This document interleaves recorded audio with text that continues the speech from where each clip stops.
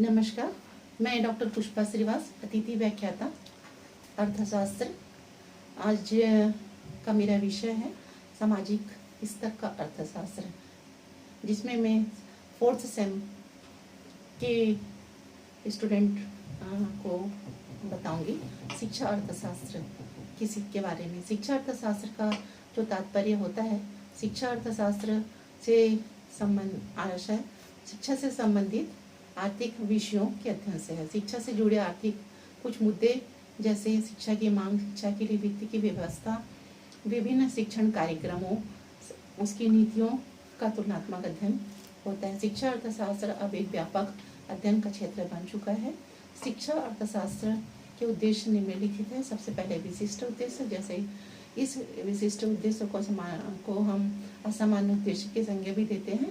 इस दृष्टि से यह उद्देश्य लचीले, अनुकूल, योग्य तथा परिवर्तनशील होता है। दूसरे शब्दों में शिक्षा के उद्देश्य देश, काल तथा परिस्थिति के अनुसार बदलते रहते हैं। दूसरा है सार्वभौमिक उद्देश्य। सार्वभौमिक उद्देश्य मानव जाति पर समान रूप से लागू होते हैं। इन उद्देश्यों का तात्पर्य व्यक्ति में वांछनीय गुणों का विकास करना है। व्यक्तित्व का संगठन, उचित शारीरिक तथा मानसिक विकास, समाज की प्रगति, प्रेम तथा अहिंसा आदि शिक्षा के कुछ ऐसे सार्वभौमिक उद्देश्य होते हैं जो शिक्षा को सार्वभौमिक रूप प्रदान करते हैं। तीसरा जो उद्देश्य है वह है व्यक्तित्व उद्देश्य। व्यक्तित्व उद्देश्य व्यक्ति की व्यक्तिगत शक्तियों को पूर्ण रूप विकसित करने पर बल देते हैं। प्रसिद्ध शिक्षा शास्त्री सर टी.पी. नन ने उस उद्देश्य पर बल देते हुए लिखा है कि संसार में जो कुछ भी अच्छाई आती है वह व्यक्तिगत पुरुषों तथा स्त्रियों के स्वतंत्र प्रयासों द्वारा आती है। चौथा जो उद्देश्य होता है वो सामाजिक उद्देश्य। सामाजिक उद्देश्य के अंतर्गत शिक्षा सामाजिक उद्देश्य पर भी बल देता है। उनका विश्वास है कि व्यक्ति एक सामाजिक प्राणी है और समाज में रहकर ही उनकी अपनी आवश्यकताओं की पूर्ति होती है। व्यक्ति को अपने व्यक्तित्व का विकास समाज की आवश्यकताओं तथा आदर्शों को ध्यान में रखते हुए करना चाहिए।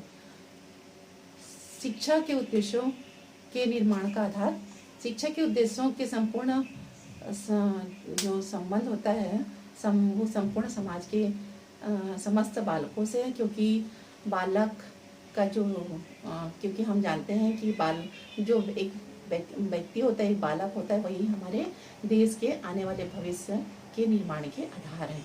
अतः जैसा हम शिक्षा के जिस समाज में जिस प्रकार की शिक्षा की व्यवस्था होगी वह समाज वैसा ही बन जाता है, क्योंकि शिक्षा का जो संबंध होता है वो समाज से होता है। इसलिए शिक्षा के उद्देश्यों का निर्माण करना भी ठीक ऐसे ही है जैसे जीवन के उद्देश्यों को निर्धारित करना। शिक्षा के मुख्य आधार हैं 4: आदर्शवादी, प्रकृतिवादी, प्रयोजनवादी और यथार्थवादी। इन चारों आधारों के अनुसार शिक्षा के उद्देश्यों की रचना हुई है।